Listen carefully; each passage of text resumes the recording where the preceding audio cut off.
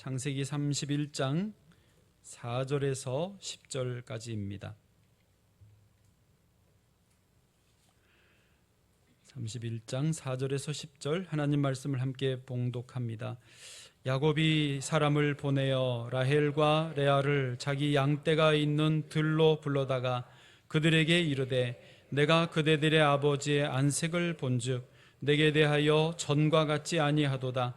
그러할지라도 내 아버지의 하나님은 나와 함께 계셨느니라. 그대들도 알거니와 내가 힘을 다하여 그대들의 아버지를 섬겼거늘 그대들의 아버지가 나를 속여 품삯을 10번이나 변경하였느니라. 그러나 하나님이 그를 막으사 나를 해치지 못하게 하셨으며 그가 이르기를 점 있는 것이 내 싹시 되리라 하면 온 양떼가 낳은 것이 점 있는 것이요 또 얼룩무늬 있는 것이 내 싹시 되리라 하면 온 양떼가 낳은 것이 얼룩무늬 있는 것이니 하나님이 이같이 그대들의 아버지의 가축을 빼앗아 내게 주셨느니라. 그 양떼가 새끼 뵐 때에 내가 꿈에 들어 눈을 들어보니 양떼를 탄 순양은 다 얼룩무늬 있는 것과 점 있는 것과 아롱진 것이었더라. 아멘. 오늘 힘들수록 꿈을 꾸자 제목으로 말씀 나눌 때 주께서 은혜 주시기를 원합니다. 어제 날짜 중앙일보에 실린 내용 중에 점술에 빠진 MZ세대라는 기사글이 있었습니다. 한마디로 요즘 그 10대부터 30대 초반까지 젊은이들이 사주, 운세, 타로 아시나요? 타로 같은 이 점술에 많이 빠져 들어간다라는 것입니다. 한 예로 취업 면접을 앞둔 한 여자 청년이 불안한 마음에 점집을 찾았습니다. 그랬더니 이 사주를 이렇게 봐주더니 하는 말이 당신은 사주에 물이 많다. 그러니 면접을 보러 갈 때 불이 있으면 좋으니까 붉은색 계열의 옷을 입고 가라 라는 처방을 내줬다는 것입니다. 이런 그 점을 보는 것은 꼭 점집에만 아니라 또 이제 스마트폰에 점 보는 어플이 있어서 특히 젊은이들이 접근이 쉬우니까 많이 늘어난다는 것입니다. 그 기사를 읽으면서 제 생각에는 나이 드신 분들이 점집 가는가 했더니 꼭 그렇지 않습니다. 이성적이고 합리적인 거를 추구하는 젊은이들도 점집을 많이 간다는 것에 대해서 많이 놀랐습니다. 점집을 운영하는 분 인터뷰를 거기 썼는데 실제로 고등학생부터 30대 초반까지 오프라인, 그러니까 현장으로 방문하는 이들이 꽤 많이 늘었고 심지어 전화로 상담을 하는 온라인 점도 3배 이상 늘었다라고 말을 하는 것을 봤습니다. 여러분들 유튜브를 보실 텐데 유튜브에 이런 운세를 해설해 주는 채널이 1900개입니다. 이런 것만 하는 사람이 1900명이나 된다는 거죠. 그 채널을 운영하는 사람이요. 그러니까 보는 사람은 한 최근에 느는 젊은이들이 100만 명 이상 늘었대요. 그러니까 기존에 있는 분들 외에도 100만 명이 늘었습니다. 그러면 왜 이렇게 젊은이들이 점술에 빠져들까? 전문가들이 진단을 해보기를 미래에 대한 불확실성 때문이다라고 합니다. 그러니까 MZ세대가 어려서 이렇게 청년으로 성장할 때까지는 거의 어려움이 없잖아요. 다 경제적인 어려움, 전쟁 같은 거 겪지 않았기 때문에 성장할 때는 어려움 없이 자랐는데 막상 자기가 사회로 나가려고 보니까 이게 너무 불안한 거예요. 두려운 거예요. 근데 실제로 다른 세대보다 지금 MZ세대에게 일자리의 기회가 더 적기는 합니다. 실제로 사회적으로 경제적으로 이전보다 더 어려운 건 사실이에요. 그래도 어쨌든 이들이 사회로 나가려고 할 때에 내가 제대로 기회를 잡을 수 있을까? 취직을 할 수 있을까? 이런 불안감 때문에 점술에라도 의지를 한다는 거죠. 이제 긍정적으로 보는 면은 그래도 MZ세대가 포기하지 않고 뭔가 해보려고 하는 그런 어떤 노력, 그런 마음은 긍정적으로 평가를 합니다. 그래서 이제 요즘 혹시 이런 말 들어보셨어요? 중꺾마? 중꺾마? 이기석 집사님 들어보셨어요? 안 들어보셨어요? 예, 나이가 드신 거예요. 중요한 것은 꺾이지 않는 마음이다. 갓생 들어보셨어요? 갓생 들어봤어요? 예, 인생 새로 시작이다. 뭐 그런 거죠. 미러클 모닝, 기적의 아침이란 뜻인데 이제 내가 아침에 일찍 일어나서 인생의 기적을 만들어 볼 거야. 다 MZ 세대들이 하는 유행어였습니다. 그러니까 이런 말들이 유행한다라는 것은 나름대로 뭔가 해보려고 하는 거죠. 도전을 하는 그런 마음이 있는 거예요. 대단하고 또 안쓰럽기도 합니다. 그런데 그렇다고 해서 운세나 사주나 타로 같은 이런 점술에 의지하는 것은 대단히 위험합니다. 전에도 말씀드렸지만 점수를 의지하는 것은 그냥 이거는 재미로 끝나지 않습니다. 젊은이들에게 왜 점수를 의지하느냐, 왜 점을 보느냐 그랬더니 흥미로 재미 삼아서가 꽤 대답이 비율이 높았습니다. 그런데요, 그것은 재미로 끝나지 않아요. 쉽게 표현해서 점을 본다라는 것은 내 인생에 스스로 귀신을 불러들이는 것과 같습니다. 인도의 요가에는 요가의 어떤 철학, 요가의 가치관, 그리고 힌두교 신앙이 그 뒤에 있습니다. 그래서 요가를 하면 나도 모르게 힌두교의 신앙, 영적인 게 들어오는 거예요. 마찬가지로 무당을 찾고 점수를 찾는 것은 뭐냐면 그 뒤에 귀신의 신앙을 내가 불러들이는 거예요. 무당에는요, 두 종류가 있습니다. 그게 학습 무당이 있고 신내림 무당이 있습니다. 학습 무당은 공부를 해서 가능성, 확률로 점을 봐주는 거예요. 그냥 한마디로 가짜라고 보시면 됩니다. 진짜 무당은 신내림을 받은 무당이에요. 말 그대로 귀신을 내 안에 모시는 거예요. 귀신이 들어온 거예요. 접신을 한 거예요. 성경에도 그런 경우들이 나오지 않습니까? 저는 5시에 일어나는데 진짜 신내림 받아서 귀신을 모시는 무당은요, 새벽 2시에 일어납니다. 그래서 목욕 재개하고 자기가 모시는 그 신단지 귀신 있는 데 가서 절하고 공을 드리는 겁니다. 실제로 그래요. 근데 그분들도 괴로워요. 안 그렇게 살고 싶은데 그 귀신이 안 나가는 거예요. 귀신에게 또 잘못하면 해코지를 오히려 당하고 가족이 다치고 그러니까 병 걸리고 그러니까 무서워서라도 귀신을 그렇게 모시는 거예요. 새벽 5시도 일어나기 쉽지 않은데 2시에 일어나 살아야 되는 거예요. 그 귀신, 이제 무당집이 되게 음침하지 않습니까? 안 가봐서 모르죠? 네. 영화 같은 데 보면 그렇잖아요. 그 다 귀신이 있으니까 그래요. 그 귀신이 있으니까 귀신같이 알아맞추는 거예요. 정치인도 귀신에게 찾아가는 거죠. 또 누가 당선될 것 같습니까? 어디에 줄을 대야 될지를 물어봐야 되니까 귀신한테 가는 거예요. 그런데 이렇게 귀신 들린 무당에게 물어봐서 돈을 벌고 줄을 잘 대고 잘 되는 사람은 이제 잘 되면 좋겠잖아요. 근데 그게 거기서 끝나지 않습니다. 귀신에게 자기가 이제 매이는 거예요. 그 다음부터 어떻게 되느냐, 이제 그 다음 무슨 일을 하려고 그럴 때 결정을 내가 못해요. 생각해 보세요. 결정을 내가 못해요. 물어봐야 되는 거예요. 시키는 대로 해야 되는 거예요. 한마디로 조종당하는 인생이 되는 거죠. 그래서 이사 날짜 물어봐야 되고 결혼 날짜 사주 봐야 되는 거예요. 아까 면접 보러 갈 때 무슨 색깔 옷 입어야 되는지 물어봐야 되는 거예요. 이제 그렇게 조종당하는 인생이 돼버리고 마는 거예요. 우리 어떤 권사님은 아는 친척이 1,000만 원짜리 굿을 했대요.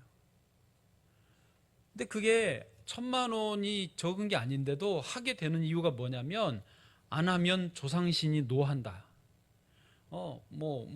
다 재앙이 온다. 이러니까 겁이 나서 이제는 처음엔 내가 찾아갔다가 나중에는 끌려다니는 인생이 된다라는 거예요. 여러분 이거를 꼭 아셔야 돼요. 장난, 재미 안 됩니다. 여러분 로또도 그래서 제가 사지 말라는 이유도 이런 점을 보는 습관이나 로또를 사는 습관은 나도 모르게 내 인생 자체를 아주 무기력하게 건강하지 못하게 병들게 만들어버리는 거예요. 장난삼아 로또 산다. 제발 사지 마세요. 맛있는 거 사드세요. 차라리. 혼자 먹기 뭐하면 저를 부르시고. 네, 절대 그게 장난이 아닙니다. 우리는 귀신이 아니라 살아계신 참 하나님을 섬기는 사람들입니다. 하나님 우리에게 자유의지를 주셨고 우리에게 지혜와 총명을 주시고 전인격적으로 건강하고 복된 참으로 행복한 평안한 삶을 살게 해주시는 줄로 믿습니다. 아멘. 예수님을 믿는 것 얼마나 큰 복인지 모릅니다. 오늘 주께서 그 마음 새롭게 해주시기를 원합니다. 자, 이제 우리 사람의 인생은요 누구나 힘들어요. 여러분 지난 한 주간도 얼마나 힘드셨어요. 그리스의 한 종족 트라우소이족이라고 하는 종족은 자식이 태어나면 그렇게 슬퍼하며 운답니다. 왜? 이제 너가 얼마나 고생하겠느냐. 그리고 사람이 죽으면 그렇게 기뻐하고 좋아하고 막 웃는데요. 왜? 이제 고생이 끝났으니까. 그리고 기뻐하며 땅에 묻어준다는 거죠. 인생의 본질을 아는 사람들인 거죠. 예. 성령님도 우리를 위해서 대신 중보기도 해주시잖아요. 하나님의 영이. 그런데 어떻게 기도해 주신다고요? 말할 수 없는 탄식을 하면서 우리를 위해 기도해 주세요. 왜요? 우리의 인생이 탄식의 연속이니까 대신 탄식해 주시는 거예요. 자, 오늘 그래서 제목이 힘들수록 뭐 하자? 꿈을 꾸자입니다. 여러분 아무리 힘들어도 점집에 가지 마시고 꿈을 꾸시기 바랍니다. 힘들어도 요행 바라고 로또 사지 마시고 기도하시기 바랍니다. 아멘. 제법 사더라고요. 네. 자, 오늘 본문 말씀을 들어가 보겠습니다. 창세기 본문 말씀에 주인공으로 등장하는 분이 누굽니까? 야곱입니다. 야곱도 인생을 아주 힘들게 살아온 것을 알 수 있습니다. 외삼촌의 집에서 20년을 지냈는데 돈 한 푼을 못 받았습니다. 20년 동안 중에 앞에 14년은 아내 2명 얻느니라고 다 썼고 뒤에 6년은 삼촌이 계속 품삯을 속여가지고 한 푼을 못 버는 것입니다. 그러니까 완전히 고생은 많이 한 거예요. 이제 나중에 이야기지만 야곱이 자기 인생을 바로왕 앞에서 이렇게 설명해요. 창세기 47장 9절 같이 읽어보시죠. 시작. 야곱이 바로에게 아뢰되 내 나그네 길의 세월이 130년이니이다. 내 나이가 얼마 못 되니 우리 조상의 나그네 길의 연조에 미치지 못하나 험악한 세월을 보내온나이다 하고. 아멘. 요때는 지금 130세고요 지금 외삼촌 집에 있을 때 한 75세쯤 됐을 때입니다. 요때, 요 75세 요때가 야곱의 인생에서 가장 험악한 시간을 보내고 있었어요. 가장 힘든 시간들을 보내고 있었을 때예요. 그래서 내가 험악한 세월을 보냈다라고 고백을 합니다. 자, 이렇게 힘든 시간들을 보냈는데 감사하게도 하나님께서 야곱의 인생에 개입을 하십니다. 할렐루야. 저와 여러분이 힘든 시간을 보내실지라도 하나님께서 우리 삶 한가운데 들어오셔서 우리를 이끌어 주시는 줄로 믿습니다. 하나님이 야곱에게 오셔서 20년 못 받은 품삯과 이자까지 합쳐서 한 몫에 야곱에게 안겨주시는 일이 있었습니다. 어떻게 그렇게 됐느냐? 이제 꿈을 통해서 그렇게 하십니다. 오늘 창세기 31장의 본문 T로 12절에 그렇게 되어 있어요. 12절입니다. 같이요. 시작. 이르시되 야곱아 내 눈을 들어보라. 양떼를 탄 순양은 다 얼룩무늬 있는 것, 점 있는 것과 아롱진 것이니라. 라반이 내게 행한 모든 것을 내가 보았노라. 아멘. 하나님이 야곱에게 두 가지를 알려주시네요. 첫 번째는 뭐냐면 너의 눈을 들어서 좀 볼래? 한번 봐봐라 하시는데 눈을 들어 보니까 뭐냐면 점 있는 것, 그러니까 점백이, 아롱이, 얼룩이가 많이 태어난다는 거. 그거 다 너한테 주겠다라는 거예요. 두 번째는 뭐냐면 외삼촌이 너한테 한 것을 내가 다 봤다라는 거예요. 세상이 우리를 속이고 우리 힘 있는 사람이 우리에게 해코지하는 것을 우리가 당하고만 있었지만은 하나님은 다 보고 계셨다라는 거예요. 여러분, 이거 얼마나 감사한 소식입니까? 두 가지를 하나님이 말씀해 주시는 거예요. 그리고 이제 꿈에서 본 두 가지가 현실로 그대로 이루어집니다. 그래서 첫 번째 뭐였죠? 점박이, 아롱이, 얼룩이가 다 너 것이 된다라고 하셨던 그 일이 실제로 이루어집니다. 8절 말씀이에요. 8절 그가 이르기를, 여기서 그는 누굴까요? 라반 외삼촌입니다. 외삼촌이 이제 사업주가 이르기를 점 있는 것이 너의 싹시 될 거다. 그래 점박이 너 가져가. 이렇게 하면 온 양떼가 낳은 것이 점 있는 것이 됩니다. 또 얼룩이 걸로 너 임금을 하자, 품삯을 하자 그러면 온 양떼가 낳은 것이 얼룩무늬 있는 것이 되는 거예요. 하나님이 그렇게 만들어 주시는 거죠. 두 번째는 뭐였습니까? 하나님이 라반이 너한테 한 거 다 봤다고 그랬잖아요. 그래서 이렇게 야곱이 고백합니다. 7절에요.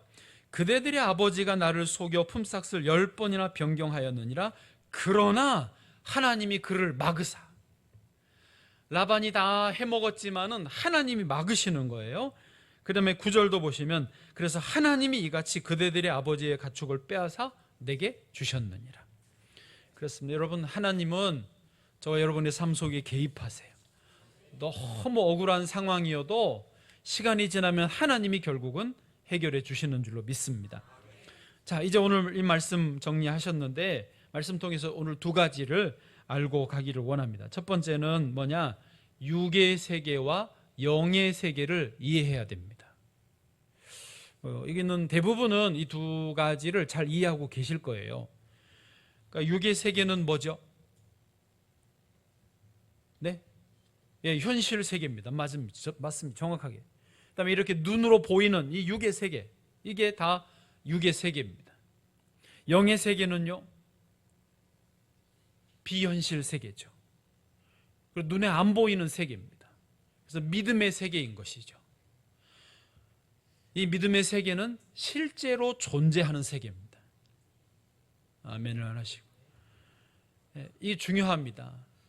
우리가 막연하게 그냥 그러려니 하고 살고 있지만 이 육의 세계와 마찬가지. 육의 세계는 분명히 여기 존재하지 않습니까? 분명히 있잖아요. 소리도 나고 눈으로 보이잖아요. 안 그러세요? 대답 좀 해봐요. 좀 다 비현실로 갔어요? 여기 살아계시죠? 할렐루야. 벌써 천국 가신 거 아니죠? 네, 저를 봐보세요. 이 현실 세계 존재하지 않았습니까? 이와 마찬가지로 영의 세계도 이렇게 존재한다라는 거예요. 똑같이 실존하는 세계라는 것을 강조하는 겁니다. 지금 어떤 분들은 눈에 안 보이는 세계가 존재한다는 말이 황당하게 들릴 수도 있습니다. 그런데 조금만 생각해 보시면 인정하실걸요. 예를 들어서 어떤 분이 자다가 돼지 살이 포동포동한 찐 게 내 품에 확 가서 안겼어. 내가 치마로 이렇게 받았어. 뭐라고 그러죠? 그러면 태몽이다. 또 어떤 분은 태몽일 가능성이 없는 집에서는 어떻게 하죠? 복권 사자, 복권. 그래서 가서 주머니에 돈 꺼내서 카드 꺼내서 복권을 사옵니다.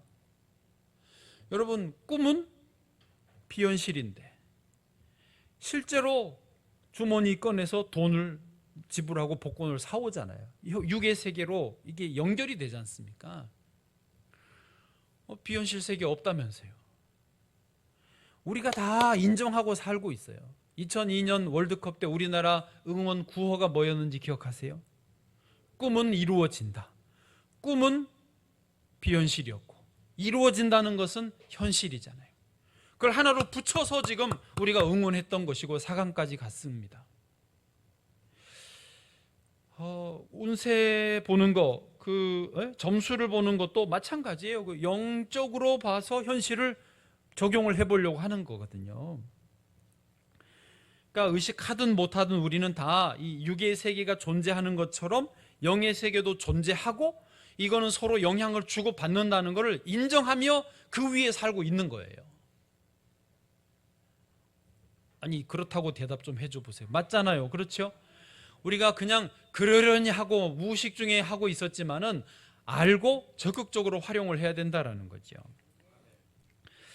꿈 따로 현실 따로 될 수 없어요. 예를 들어서 어떤 사람이 평소에 생각하기를, 평소에 꿈, 비전이 나름대로 늘 마음에 가득한 게 뭐냐면 부정적이고 생각하는 것마다 또 원한에 사무쳐 있고 불평하고 분노로 가득한 사람이 있다고 해봐요.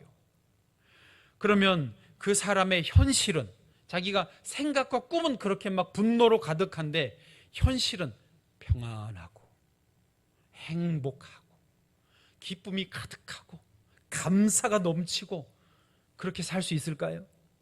안 됩니다. 꿈이 자기가 생각하는 바가 늘 부정적이면 현실도 부정적이 될 수밖에 없어요. 반대로 꿈이 늘 감사하고 기쁘고 소망이 있고 긍정적으로 말을 하면 현실은 어때요? 비록 살다 보면 어려움이 있을 수는 있지만은 그래도 어려운 중에도 감사하고 소망이 있고 기쁨으로 살아간다는 말이죠. 꿈과 현실은 직결되어 있습니다. 그걸 제가 말씀을 좀 강조하는 거예요. 여러분 생각하셔야 되는 거예요. 우리가 별 생각 없이 말 함부로 하고 별 생각 없이 부정적인 생각을 하고 말하고 그런 그림을 그려본다는 말이에요. 그러면 그게 내 현실로 연결된다는 거죠. 오늘 본문을 다시 보면 야곱이 아까 꿈에서 하나님이 눈을 들어 보라고 했지 않습니까? 눈을 들어 보라. 그게 참 중요하거든요. 12절에 다시 한번 보시면 그게 보세요. 하나님이 강조하신 게 있어요. 야곱아 너의 눈을 들어 보라. 눈을 들어 보라. 여러분 눈을 들어서 보는 게 중요합니다. 그래서 무엇을 보느냐도 중요하지만 봐야 되는 거예요. 좋은 것, 감사한 것, 영적인 것, 믿음의 일들을 보셔야 되고 그 보는 대로 내 삶의 현실로 이루어지는 거예요. 야곱에게 보라 하셨던 그 아롱이 얼룩이 점박이 아롱이가 실제로 야곱에게 이루어지는 거예요.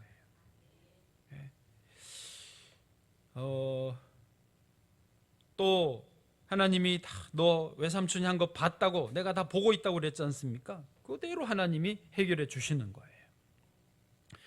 여러분 믿음의 꿈을 꾸시기를 축복합니다. 자, 이제 영상 하나 보시고 그 다음 이어가겠습니다. 16일 날 사이판을 비행을 갔습니다.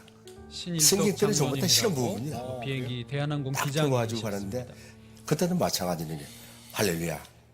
여러분 안녕하십니까? 기내 방송을 오늘 이 합니다. 비행기는 하나님이 타고 계십니다. 여러분의 첫 미럴 여행이 정말 하나님이 순탄한 길로 인도해 주시고 하나님의 놀라우신 그 일들이 일어날 겁니다. 그리고 이제 내가 가서 기아를 내리려는데 기아가 안 내려오는 거예요. 비행기가 가장 중요한 것은 랜딩 기아를 내려야 되거든요. 근데 그때 그 전에 벌써 하이드로릭이 조금 새고 있었습니다. 그래서 빨리 이제 그 교관사 보고 하이드로릭 채우라. 근데 채우라 해놓고 가만히 생각하니까 좀 기분이 조금 좋지 않아요. 야, 그거 다시 한번 매뉴얼 컨트롤 해가지고 열어봐라. 수동으로 열어보라. 안 열린다는 거예요. 계속 작업해라. 랜딩 기아를 내리려니까 이게 문도 안 열리고 핸들에 돌아가지가 않는 거예요. 비행기는 벌써 괌과는 연료까지 넣고 와서 40분 관료를 다 쓰고 이제 나머지 한 20분 연료밖에 없는데 그동안 일을 못하면은 이제 바다에 이제 뭐 앉든지 또는 땅바닥에 앉더라도 그 포어스 랜딩이라고 이제 바퀴를 짚어놓고 땅바닥에 그냥 앉고 있습니다. 슬라이딩으로. 그럼 이게 내려다가 돌부리에 부딪혀서 불이 날 수도 있고 사람이 다칠 수도 있고 여러 가지 그런 걸 다 하게 되는 거죠. 겁이 나는 거예요. 큰일 났네요. 그래서 주정관을 이제 부기장한테 맡기고 이제 기도했습니다. 기도했는데 부기장이 뭐라 하냐면 기장님 이 중요한 시기에 기도를 무슨 기도입니까? 이 사람은 불교를 22년 동안 믿은 사람이에요. 그러니까 기독교에 기도하는 것에 대해서 아주 거부를 느끼는 사람이에요. 아니야 하는데 기도해야 돼. 기도했더니 이사야 41장 10절 말씀 나에게 오는 거야. 놀라지 말라. 난 너희 하나님이잖아. 내가 너를 도와주고 내가 너를 오른손으로 도와주니까 걱정하지 말라는 그 음성이 들리고 그때 소리가 들리고 삐끗하는 소리 들리는 거야. 그 소리가 좀 컸으면 좋겠는데 계속 삐끗하고 그 두 바퀴가 돌아갔어요. 두 바퀴가 돌아가니까 앞에 노석이야 앞바퀴가 탁 내려오는 거예요. 빨리 보고해라. 얼른 이제 마이크를 잡고 아유 캡틴 기장이 말한다. 밖에 나왔다. 그래서 빨리 비행기를 유도해가지고 앞으로 이제 정상으로 딱 하는데 너무나 감사한 거예요. 그래서 내려서 이제 창조해가지고 손님들을 다 이제 하나씩 다 나갈 때 다 꺼안고서 손뼉 치면서 예수 믿으라고 다 말하고 들어가 보니까 부기장이 그 알루미늄 판에 무릎을 꿇고 있는 거예요. 왜 거기 있느냐 하니까 기자님 제가 잘못했습니다. 내가 기자님한테 그런 정말 참 무식한 얘기를 했다 잘못했습니다. 기독교가 처음에 살아있는 종교라는 것은 이제 깨달았습니다. 저는 22년 동안 불교를 믿었지만 한 번도 그런 일을 본 적이 없는 교회 장로님하고 비행 타니까 이런 일이 생깁니다. 저는 오늘부터 예수 믿을 겁니다. 그분이 이제 대한항공을 사표를 내고 이제 미국으로 가가지고 목사님이 됐어요. 네.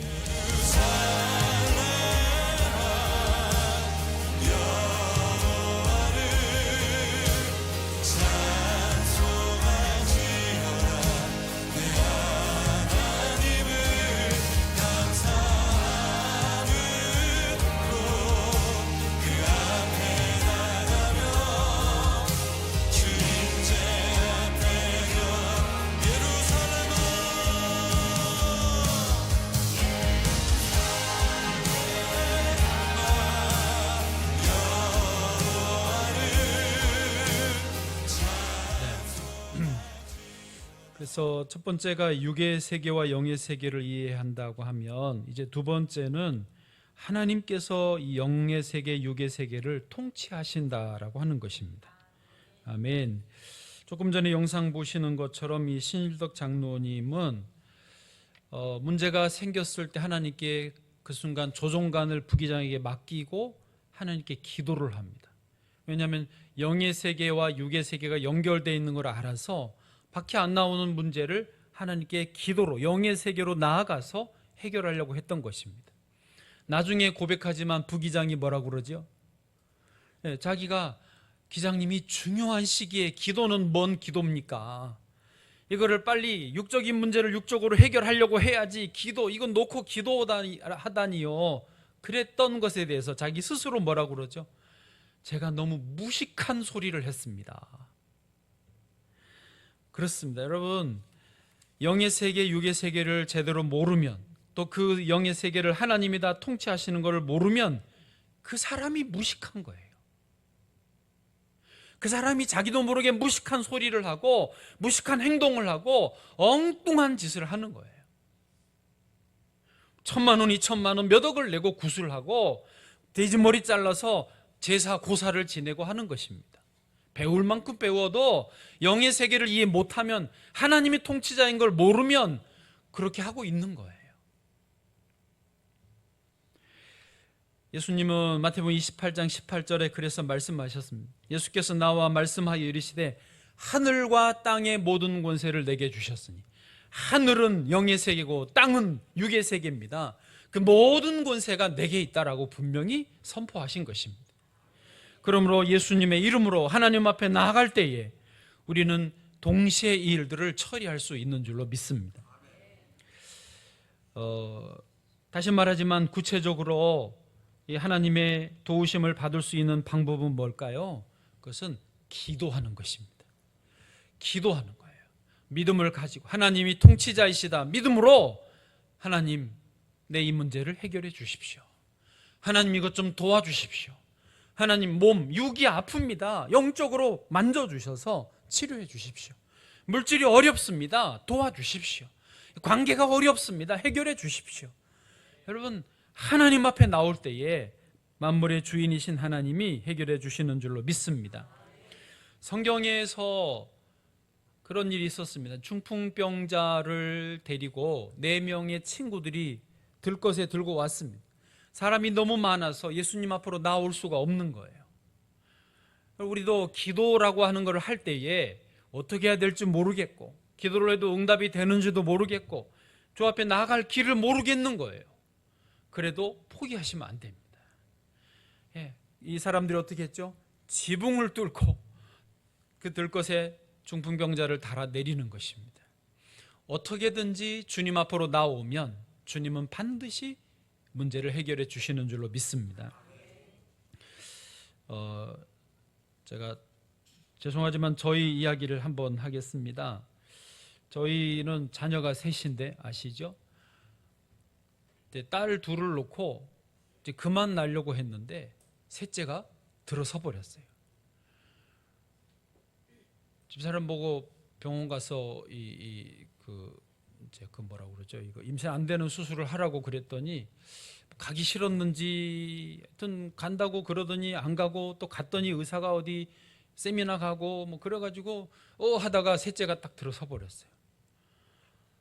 그런데 어차피 셋째 들어섰으니까 사람인지라 첫째 둘째는 딸이므로 셋째는 하나님 아들을 주시면 좋겠습니다. 솔직히 그렇잖아요. 예? 욕심이에요? 아니 딸 둘이 있으니까 이제 아들 주시면 좋잖아요. 그래서 기도를 했어요. 그때 제가 기도를 뭐 많이 할 때라서 새벽 예배 부목사 때니까 새벽 예배 드리고 남아서 혼자 1시간 2시간씩 계속 본당에서 기도할 때입니다. 10개월 내내 뭐라고 기도했냐? 하나님 이제 처음에는 아들을 주세요 했는데 보건소를 한 달에 한 번씩 가니까 보건소의 의사분이 계속 그러는 거예요. 안 보이네 그러는 거예요. 이제 뭐가 안 보이는 건지 아시겠죠? 이분이 제가 목사인 것도 알고 애들이 둘이 이미 딸인 것도 알아요. 그러니까 자기도 아들이면 좋겠다라는 생각을 하는 거죠. 그래서 근데 안 보인다는 거. 그리고 9개월째 마지막 점검하러 갈 때까지 안 보인다 그랬어요. 그래서 제가 기도하기를 하나님 알겠습니다. 딸 셋을 잘 키우게 해주십시오. 잘 키우겠습니다. 정말로 그렇게 계속 새벽에 열심히 기도했어요. 10개월을.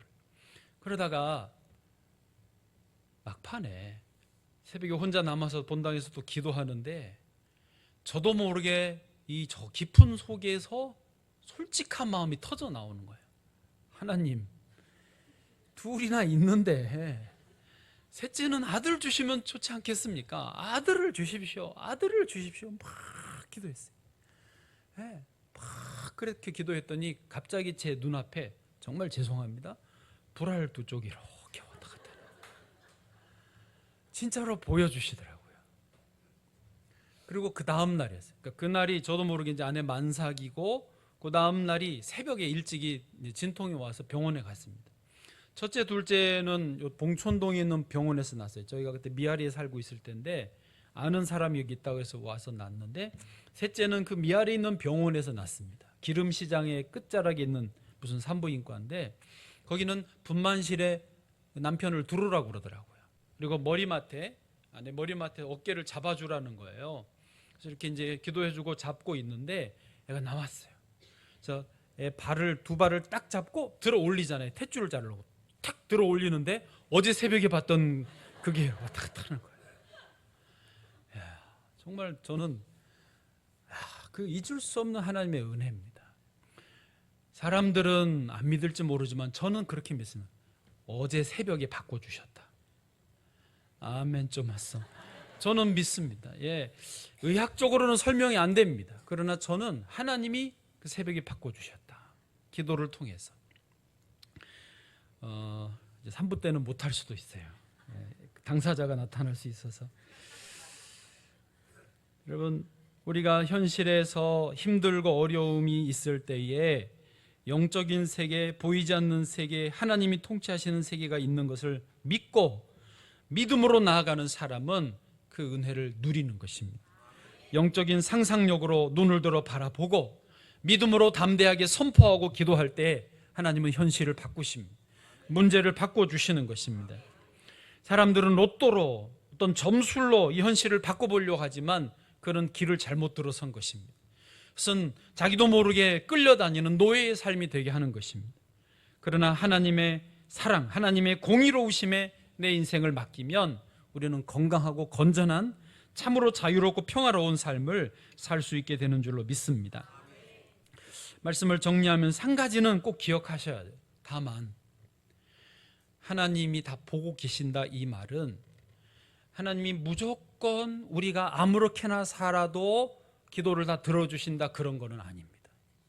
예를 들어서 그 상황에서 라반이 조카를 10번이나 속여먹은 라반이 기도한다고 하나님이 라반의 그 기도를 들어주실 수는 없습니다. 왜요? 너가 정직하지 못했지 않느냐. 그러나 힘없이 속임을 당하는 야곱에게는 하나님이 오히려 도와주시는 거죠. 그럼 우리가 이 땅에 살 때에 질서를 무너뜨리고 법을 어기고 정직하지 못하고 마음대로 하면서 들어주세요 하는 것은 안 들어주신다는 거죠. 우리가 정직하게 신실하게 바르게 꾸준히 할 때 하나님이, 공의 하나님, 사랑의 하나님이 들어주시는 줄로 믿습니다. 어떤 기획사 대표가 신참 가수들에게 정신교육하는 내용을 듣고 제가 참 인상 깊었습니다. 뭐라고 그러냐면 이제 뭐 21, 22살 먹은 이제 신임 가수들한테 매일 꾸준하게 3시간, 4시간씩 연습을 하는 게 힘들지요? 그랬더니 네, 힘들어요. 대답을 합니다. 그런데 보면 이렇게 3시간, 4시간 연습을 안 하고도 혹은 밤새 술 먹고 놀고도 다음날 무대에 서서 노래를 잘하는 친구들도 있지요. 네 하고 불만으로 대답을 합니다. 그런데요, 그렇게 연습을 제대로 안 하고 재능이 있으니까 그렇게 하는 건데, 그렇게 하는 사람들도 있고 그들이 지금 잘 나가는 것처럼 보이지만 오래 못 가요. 오래 못 간다고 딱 잘라 말해주더라고요. 네. 여러분, 우리도 그런 거 보지 않습니까? 뉴스에, 신문에 보시지 않습니까? 예. 그런데 실력이 혹시 좀 부족해도 꾸준하게 성실하게 하는 사람들은요, 그 자기 실력도 좋아지지만 오래 갑니다. 유혹에 어떤 그 교만해짐에 이런 거를 잘 넘어서서 계속해서 잘 나갈 수 있는 비결이 거기에 있다는 거예요. 그래서 꾸준하게 하는 게 중요하다를 강조하더라고요. 제가 은혜 받았다니까요. 여러분, 우리 신앙의 삶은 야곱처럼 20년을 가는 거예요. 그렇게 예를 들면 꾸준하게 가는 거예요. 20년을 못 버티고 2주도 못 버티니까 로또를 자꾸 사려고 하는 거예요. 오늘 로또 또 이야기한다. 네. 믿음의 삶으로 결국은 주님과 함께 승리하시기를 주의 이름으로 축복합니다.